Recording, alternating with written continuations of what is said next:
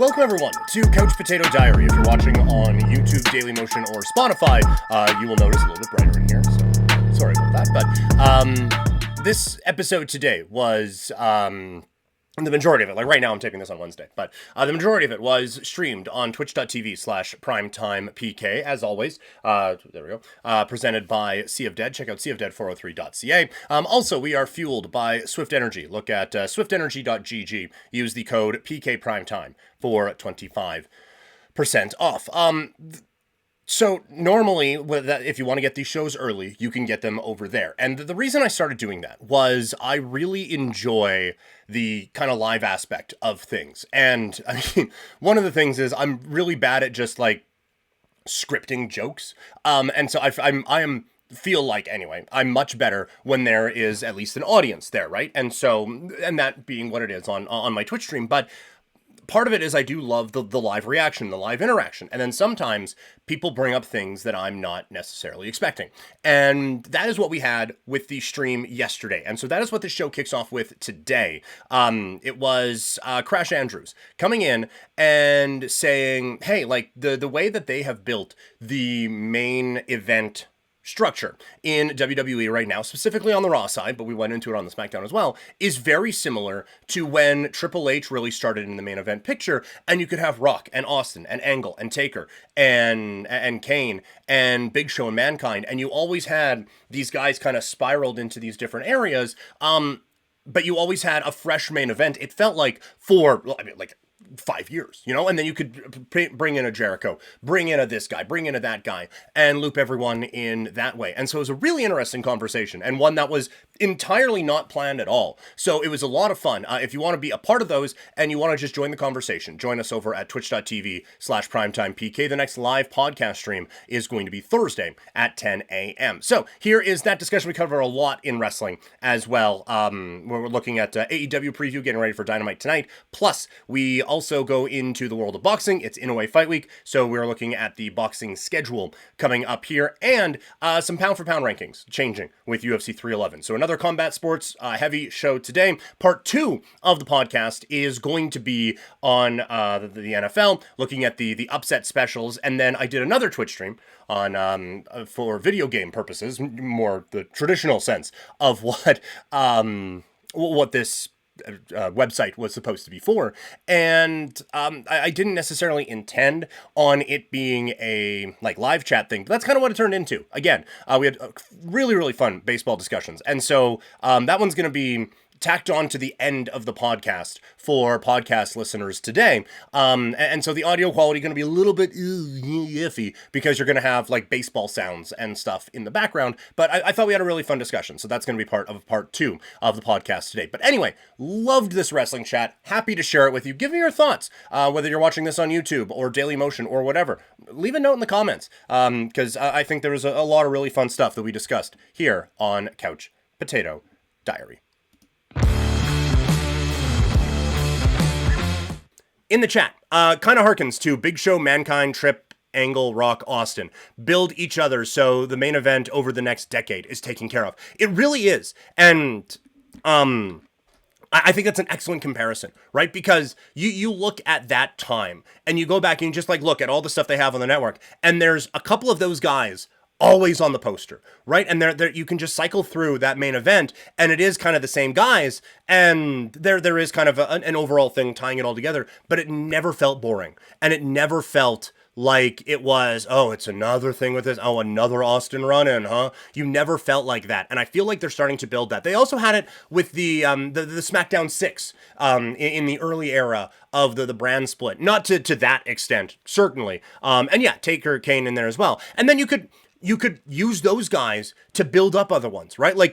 Initially, it's kind of just like Austin, right? Austin and Taker, we'll say. But then you can spin Rock into that. Well, he's also had a feud with Triple H, and that's gone really well, so that elevates him into it. And now Triple H and Mankind have this thing, so Triple H is bringing Mankind into it. And Undertaker is being just a dick to the Big Show, and now Big Show gets drawn into it. And then we get the two-man power trip. Doesn't work all that well, but we're bringing in Chris Jericho and Chris Benoit into this. And so you are able to build that main event picture, but then you have these core guys who are viewed as main eventers. Well, now they go off and they have a feud with another mid-carder, and now we've elevated that guy into this championship opportunity. And all of a sudden, you have built up a very, very strong main event picture. And it does kind of feel like they are doing that right now here with, like I said, with Seth, with Punk, with Drew, with Sammy, with Jey Uso, and I would say with Gunther. Gunther is kind of the king of the mountain right now, and there's only a little bit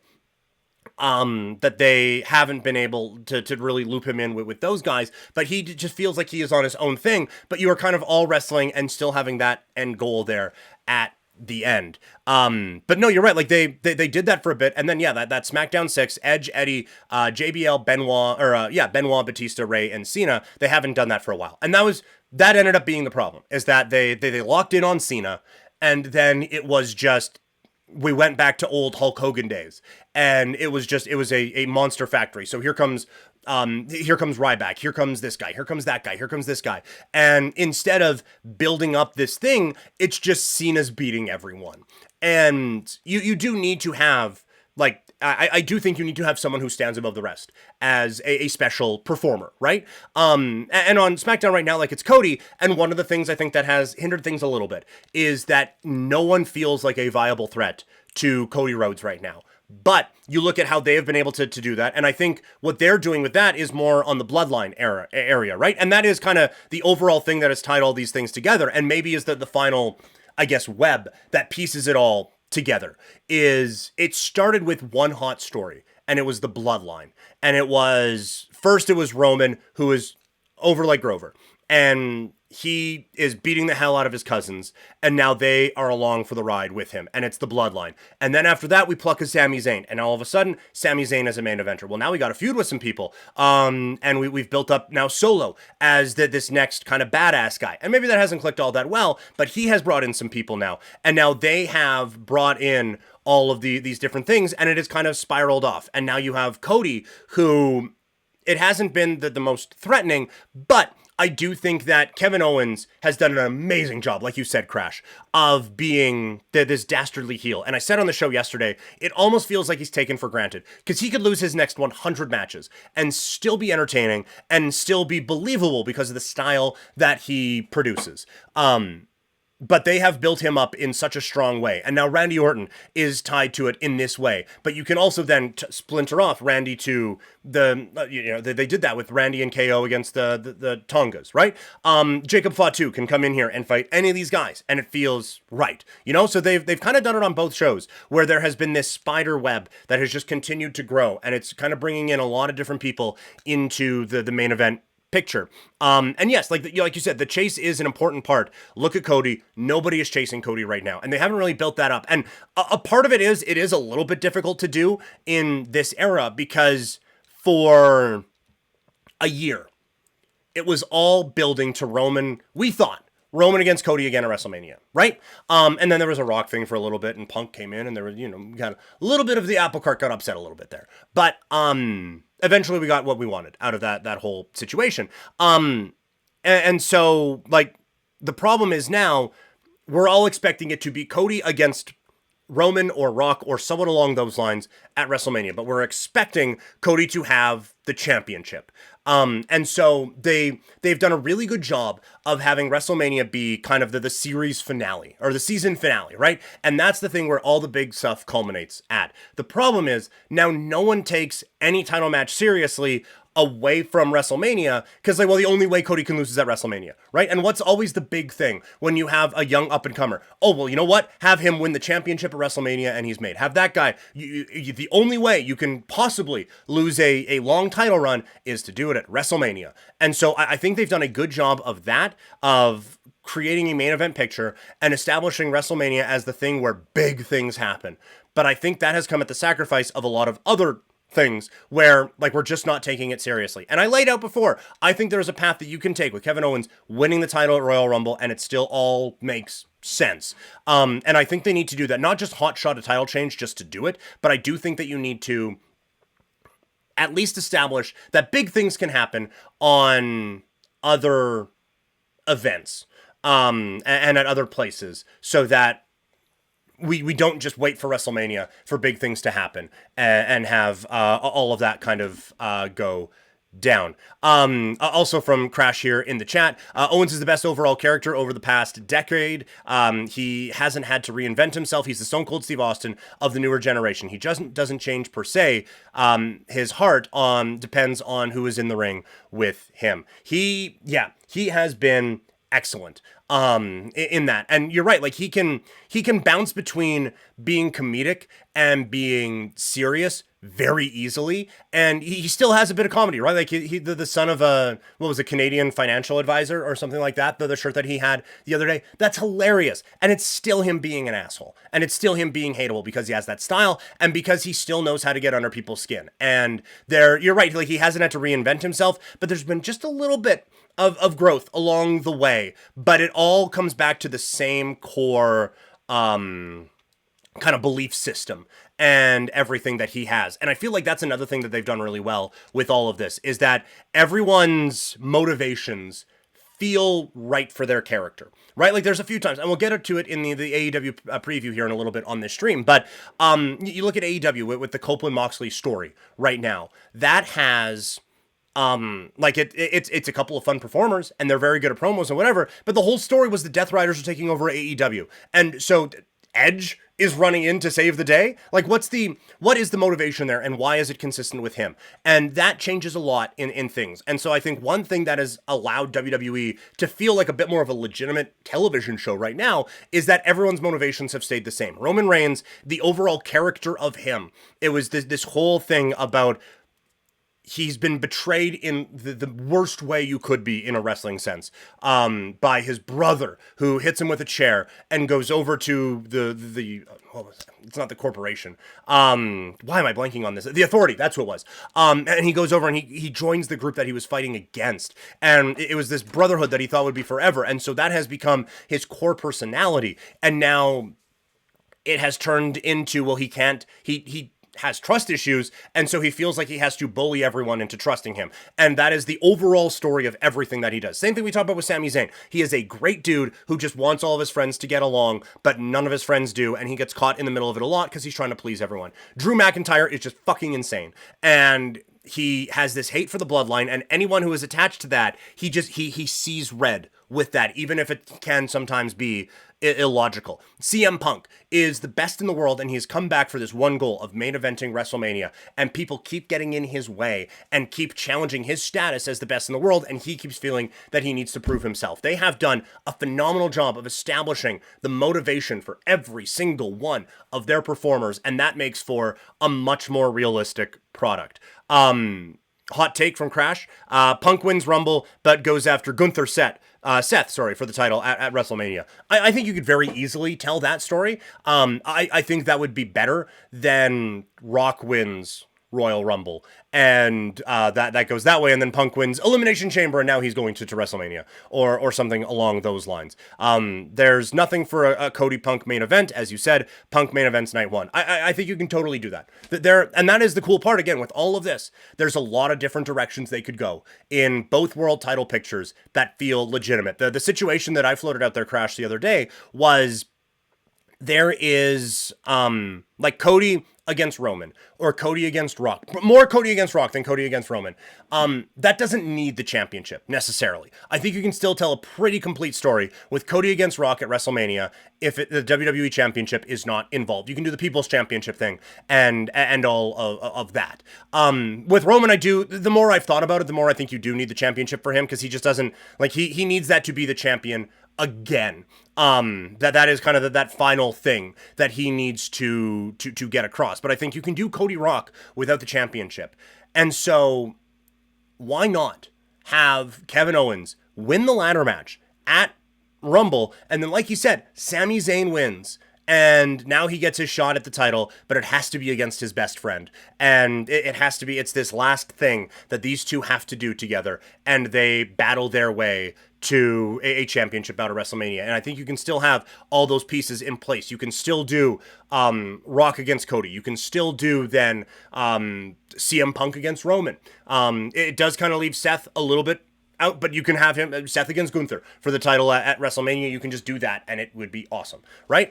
So there's a lot of different ways that you could go. Again, from Crash here, imagine Punk eliminates Rock to win, gets retribution for losing his title at Royal Rumble, so Rock Cena had the title, which wasn't necessarily at all, and those two guys are the final two. Yeah, I think that there is a really fun story you can tell with that sort of a thing, especially with that Punk Rock combination.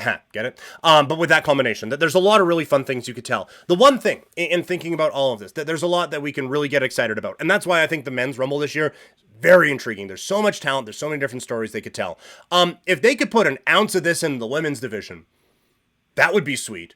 Because right now, it's just Tiffy time catchphrase a billion times in a row. Rhea Ripley feuding with the same two people for forever. Bayley moves over to Raw to get a fresh start and faces the same person she just wrestled on SmackDown. And there's no one to challenge for either of these championships that feel legitimate. And yeah, Charlotte and Becky are coming back, but this whole story and bringing other people in, it hasn't happened to the same success on the women's side. I think they tried it a little bit with Tiffy and... now I'm doing it. With Tiffany and Nia Jax, and then Nia brings in Candice LeRae. But that just felt so out of left field. And I understand the Sammy one did too, but then we got months of amazing character work to tie that all together. This is just, Candice LeRae is there so that there can be tag matches and she can get pinned a lot. That's it. And so I do wish that a lot of this storytelling brain power can work its way into the women's side as well, because it has been not awesome there so far.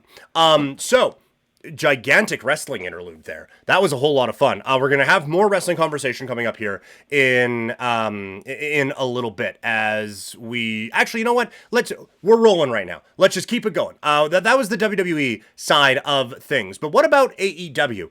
Dynamite is coming up this week. They're coming off of pretty good show. Maximum Carnage was a max show for AEW.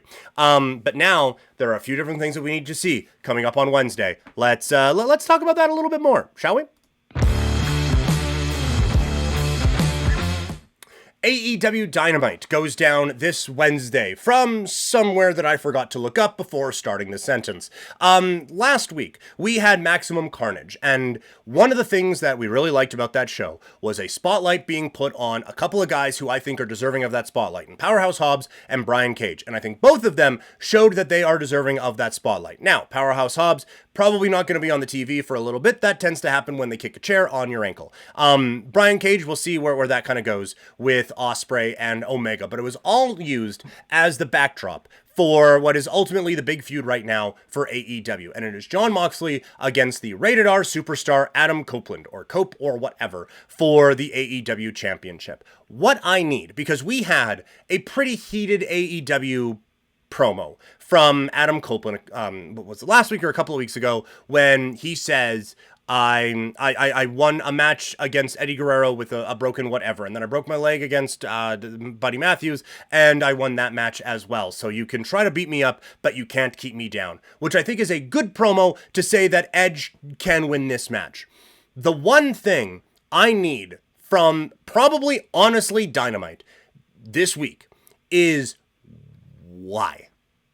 Why are we doing this right now with Copeland? Because the big storyline with the Death Riders, with Jon Moxley and everything, is that he is fighting for the soul of AEW. He hates what AEW has been turned into, and the only way he can change that is to control the heart of this company, and that heart beats in that AEW championship. And so he is going to stop at nothing to turn this into a promotion that fits his grand vision of everything. And so I can understand that Copeland wants the championship because he wants the championship. Being champion's fun. It seems like a great time.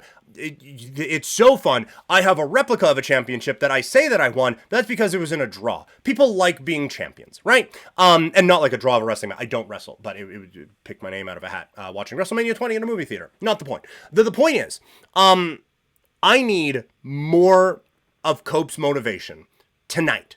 Wednesday night, to help me realize why this guy is going for this championship at this time and why it is important to get away from Jon Moxley. If you want to do the career validation thing, fine. I just don't think this is the time for it. I think you have really built up this, like, we're taking over Gotham City level of villain with the Death Riders. If Copeland's going to be your Batman, and honestly, he probably shouldn't be. He should more just be the really, really tough challenge that these guys run through before eventually another Batman comes in. But we need to know why Copeland specifically wants to fight for this version of AEW, why this version of AEW is worth saving, and why he should be the one, as the former WWE guy, to save it. And so that's what I need. He has cut a couple of heartfelt promos before about how much he loves AEW and the importance of it, but this one needs to be a crescendo for that, coming up here in the next little bit,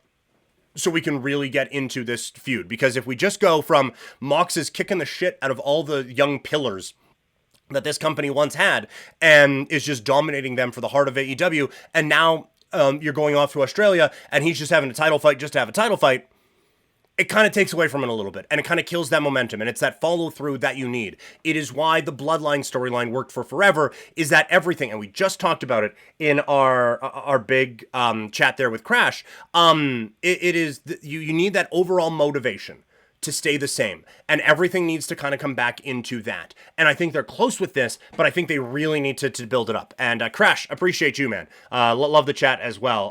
Pop in whenever you want, man. Love chatting with you. We're doing a big, by the way, doing a big WWE 2K stream tomorrow. That is coming up at 9 a.m. Mountain Time, so watch out for that one. But for this, like, there needs to be like a bit more of an overall motivation, I think, clarification in all of this, because we're just not getting it right now. That being said, Copeland against Pac should be a fucking blast tonight. I think that's going to be just a whole lot of fun, and should be a very, very entertaining bout. And I do like that Cope has kind of taken the Punk spot of having these wild matches with guys that you wouldn't necessarily expect. World Tag Team titles on the line, Private Party. It feels like it's been a failed experiment. They haven't done anything with them since winning the titles. The nothing that they have done hasn't clicked, and you have the Hurt Syndicate, who are just dominating right now. And so it makes all the sense in the world to have the Hurt Syndicate come out and put a hurt on these guys and win the championships. I think you need to freshen up Private Party. I think there needs to be an extra layer to it. And Hurt Syndicate as your tag team champions right now, I think that makes the most sense. Interested to see the advancement of the Kenny Omega, Will Ospreay storyline with them against the Callis family. They have a face-to-face. That's the big kind of story for Dynamite. Very interested to see the Samoa Joe Hook fallout. Joe has a match with Nick Wayne. Should be interesting. Samoa Joe being back on television is great, and I think this is a good use of him with Hook. Would like to see a little bit more progression from Hook at some point here, but right now, this story is a lot of fun. And then lastly, it's Julia Hart against Jamie Hayter. I think this needs to be a blowaway match. That this feud has been kind of stuck in the mud a little bit. And I understand Julia Hart, she had the TBS Championship for a little bit, that this is a project for them, but Jamie Hayter was at the top of her game and at the top of AEW as women's champion when she went down with an injury. And it has been remarkably underwhelming since then. And so I think you need to make her feel like a big deal once again if you are going to get her back to being at the tippy top of this division, or if that was just a surprise momentum thing that you rode with for a bit, I still feel like it's a wasted opportunity. Either way, these are two, I think, pretty important characters that feel like they're in a feud that just isn't going anywhere right now, so there needs to be some advancement in that one. So, a lot of pro wrestling talk on this one to kick things off here for, again, the Wednesday thing. Tuesday streamers were an hour and a half into this thing right now. But let's jump over now to the Ultimate Fighting Championship. UFC 311 is now behind us, and that means that there is a bit of a change in the pound-for-pound rankings. The pound-for-pound number one did win his fight, so it's tough for him to go any higher than that. But we did have someone in the bottom part of the top 10 pick up a win. How high does Merab Dvalishvili go in the UFC pound-for-pound rankings? Well, let's find out.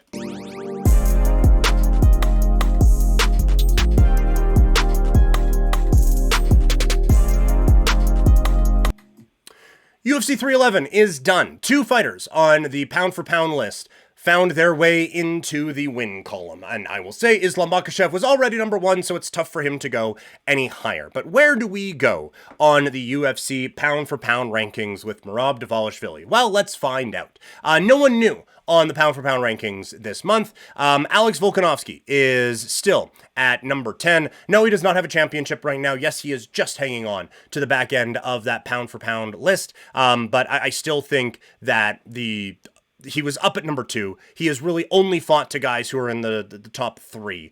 And so it's tough to really knock him off of this right now. Alejandro Pantoja is up next at number 9. The flyweight champion of the world is holding on to that spot toward the back end of the top 10, but a very impressive performance in his last fight makes it a pretty interesting 2025 to see if he can move up. At number 8, it is the welterweight champion of the world, Belal Muhammad. It's an interesting test coming up against Shavkat Rakhmonov, who didn't look as dominant as you would have liked against Ian Machado Gary when they fought. So an interesting test coming up for Belal Muhammad. And he is one who moves down this week. But he moves down so Merab can move up. Merab Dvalishvili comes in at 7. He moves up a spot after an amazing performance. He has beat someone who was on this list previously in Sean O'Malley. Umar would have been on this list if he would have picked up the win over Merab. It does still feel low for Merab to be down at 7, but the list of great fighters ahead of him, it's just too much for me to move Merab any higher than I did on this list. At 6, John Jones stays there, albeit an impressive performance against Stipe Miocic, but I can't put him any higher because, again, the top 5 right now in the Ultimate Fighting Championship is insane. At number 5, it's Tom Aspinall, who is knocking everybody out on his way to interim heavyweight greatness. Hopefully that is something that gets resolved here in 2025. At 4, it is Dricus du Plessis, the middleweight champion of the world right now in the Ultimate Fighting Championship. He has shown a lot, and it is a unique style that is difficult to deal with, and it is one that has kind of created this aura around him. And now he has a fight with Sean Strickland coming up next month. I do find it will be a bit difficult for him to crack the top 3, given how tough the rankings are right now. But this is not a statement on Dricus du Plessis, who I think, I'm done taking him for granted. I now have to accept that this is a guy who can really put on a show in the middleweight division. At 3, it is Ilia Topuria. He has a win over a guy who was on this list and a win over a guy who was on this list in Volkanovski and Holloway. So I think he has to stay up there at 3. At 2, it's Alex Pereira. He is, I think, deserving of an opportunity to get a shot at a title in a 3rd weight class, moving up to heavyweight, depending on what happens with John Jones and Tom Aspinall. But for now, we will take him just dominating at 205 pounds. And then Islam Makhachev is still the number 1 pound-for-pound fighter, stays number 1 with a excellent, dominant performance. Again, his first 2 wins with the light heavyweight championship were against Alex Volkanovski, who was number 2 at the time. You just don't move from that number 1 spot if you've beaten number 2 twice now. So he stays as the number 1 pound-for-pound fighter in the Ultimate Fighting Championship. Boxing's number 1 pound-for-pound fighter gets going again this weekend, and that is a really fun time to then see what we have coming up in the sport of boxing, and spoiler alert, it's a lot. So, what's coming up in boxing? Let's talk about it, shall we?